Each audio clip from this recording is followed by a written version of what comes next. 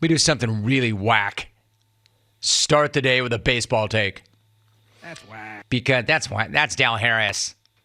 That's whack. That's Dal Harris. So it is the final day of the Major League Baseball regular season, which is why I want to start there. Now, if you're looking for some kind of crazy, dramatic finish, you're going to have to look someplace else because there is no drama. No drama on the final day of the regular season in baseball because all the divisions have already been decided. All the wild card spots are already filled up. The postseason picture is completely set already, meaning today is a total wash.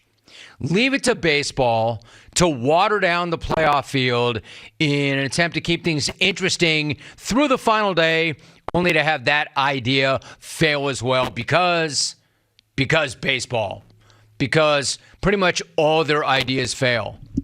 So, no drama today. Luckily, though, there was drama last night. You know, we've had some fun over the years with the Yankee broadcast booth and Ionic John Sterling. Ionic. I've had a hell of a lot of fun with him, with them. But I got to admit, Sterling had himself a night, right? On WFAN. And why the hell not? He's right. He's right about all of that. The Babe. That is right. The Babe did have 60 in 27. The Jolly Roger did hit 61 in 61. And now exactly 61 years later, Aaron Judge is sitting on 62. And Sterling himself is sitting on 84. So credit where credit is due. Give it to the man. Sure, he's butchered a few calls over the years, but he pretty much nailed that one. Speaking of credit where credit is due, does this not make Judge the legitimate single-season home run champ? Let's not get into that just now.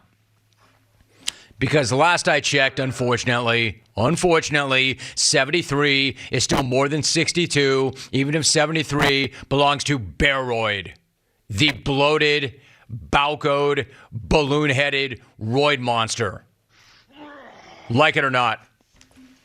Personally, I don't give a damn. Personally, I'm not going to get all worked up about a bunch of dudes shooting up from a different era and how to view them.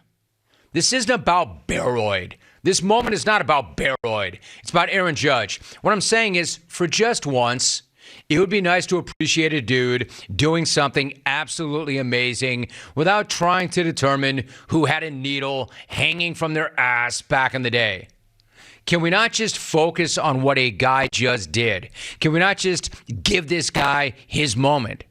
Because after the Yankees lowballed Judge, he just went out and broke a sacred record and had the greatest prove-it season ever. Pretty hilarious that the Yankees picked this time.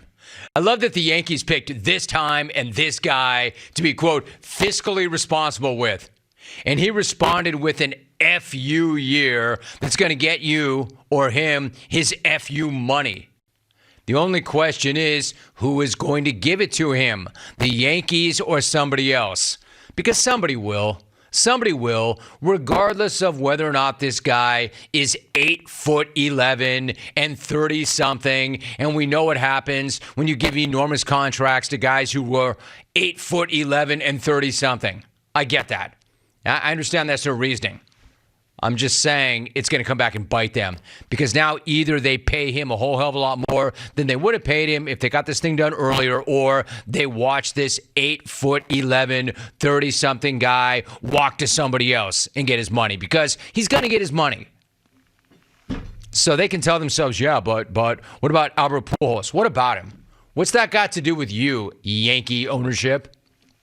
Because Judge is going to get his because he just had the greatest walk year ever, and he's going to get his once again by shoving it up the Yankees' ass, by making them pay a lot more than they would have, or by shoving it up their backside by going to somebody else and having them pay him. The guy just went on a 161-game revenge tour against his own front office. And the beauty to me of the revenge tour is this. He went on this revenge tour without ever once complaining, raising his voice, making it about himself, throwing off any bad vibes at all, or leaving clumps of red hair on home plate from the stress of chasing the record like Roger Maris did back in the day. I mean, I'm not even sure this cat has a pulse. All of that, and the Yankees offered an extension this offseason that would have made him the 15th highest paid player in baseball. They offered him George Springer money. No offense to George Springer, but that dude's never going to touch 60 bombs or an AL MVP. He'll be lucky if he ever hits 30 ever again. Meanwhile, Judge is a homegrown Yankee. He's a consummate Yankee, a consummate pro, a consistent terror at the plate. A pretty underrated defender, by the way, whose primary position this year was center field. When was the last time you saw a guy going 8'11", patrolling center field and doing it pretty well? 8'11", and he stole more bases than Springer this year. And again, not to bag on Springer. I'm just comparing contracts or offers. It's just to point out how horrendously the Yankees undervalued their own superstar, their own icon. The Bomber brass humiliated themselves with that offer this offseason. And don't talk to me about them being fiscally responsible. Since when? Since now. Since now with this guy. And then Judge went out there every single day of the regular season and humiliated them on the field without saying a single word. All class, all dignity. It really is one of the funniest things ever. One of the best things ever. And an easy thing to root for. Even if you love the Yankees, you had to love every second of this Judge rampage. And if you hate the Yankees, you really had to love every single second of this Judge rampage. You know who really want to see that happen? Well, I mean, everybody. But nobody more so than that dude who jumped the railing trying to get to the baseball. That was incredible. Can't knock the hustle. I mean, I hope dude is okay. But it was worth the shot. Shooters shoot. I see you working, player, even if it didn't work. I guess that answers the question, what would you do for a couple of $1 million? That? Pretty much everything. Again, I see you working, even if it didn't work. Because the guy who actually ended up with number 62 caught it clean. He reached up, he snagged a few mil right out of the Arlington air. Now, do you remember that kid? The kid who got number 60 and then did the most innocent, yet frankly, naive thing ever. And you could argue that he did the, quote, right thing. If you're going to argue that that kid did the right thing, you're a much better human being than I'll ever be. That kid gave number 60 back to the big fella. Time Man of the Year. Time Man of the Century. Human Being of the Universe. This guy is so much more committed to Judge than Yankee ownership will ever be. This guy's like, Aaron, here's the ball. Please don't go. Please don't leave. Incredible. I mean, I still can't believe that. That kid was willing to give up more for Aaron Judge than the Yankee front office. I mean, run the numbers on that. In relative terms, what do you think that ball is worth? And then what do you think it's worth to that kid's life? And then what do you think it would be worth to the Yankees to sign that guy? Again, walk around money to the Yankees, even at $300 million. But to that kid, what's $1 million worth? I don't know, his whole life? Yeah, I know. Money's not everything. No, but when you're 20 and you probably have none and somebody dangles $1 million in front of you, don't tell me money can't buy everything or money doesn't mean everything. $1 million. $1 million. Minimum.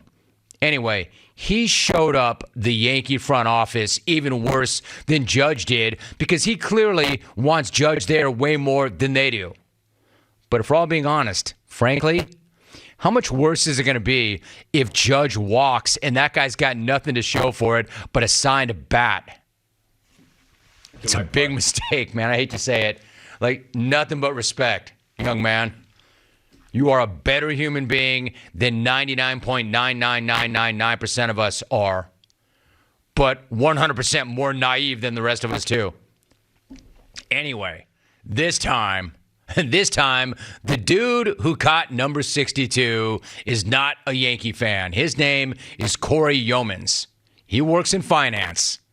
Yeah, this guy's no Yankee fan. He's a businessman. So we've since found out that he's a VP at a pretty large investment firm. So this dude knows value. This dude knows what time it is. This dude is well aware that he reached up and he snagged a lottery ticket last night. And then you had that wild scene after the catch. The Associated Press game story described it like this, and I'm not making any of it up. Quote, as he walked through a concourse in the outfield at Globe Life Field, high-fiving other fans and surrounded by a sea of cameras, it was almost as if Corey Yeomans had hit a huge home run. End of quote. It's not like the dude who caught the home run hit the home run. All right? It's not like the guy who offed those two people was offed by them himself. It's not like Yeomans, whoever he is, hit the home run. He caught the home run. Sorry, clones, you can't have your fun. Take that crap someplace else. So no, it's not like the dude hit a home run. No offense to the AP pool guy who wrote that story. Aaron Judge hit the home run. Well, why is everybody trying to take this moment away from Aaron Judge? It's like Baroid. Yeomans. Like, Yeomans is getting as much run as Judge. Come on, man. I mean, good for this guy. He's holding a lottery ticket and knows to cash it. But can we make this about Judge? Judge hit the Ionic home run. Yeomans is holding on to the Ionic lottery ticket. Ionic. Except this time, the lottery ticket will be cashed. With all due respect to Yeomans, you don't need to be an investment banker or work in finance to know that that ball is worth something. Hell, you don't even need to own a credit card to know what you got in your hand. Watching that Yankee fan jump the rail, which was incredible, that's the guy who's not getting credit, all right? That's selling out. That's laying out.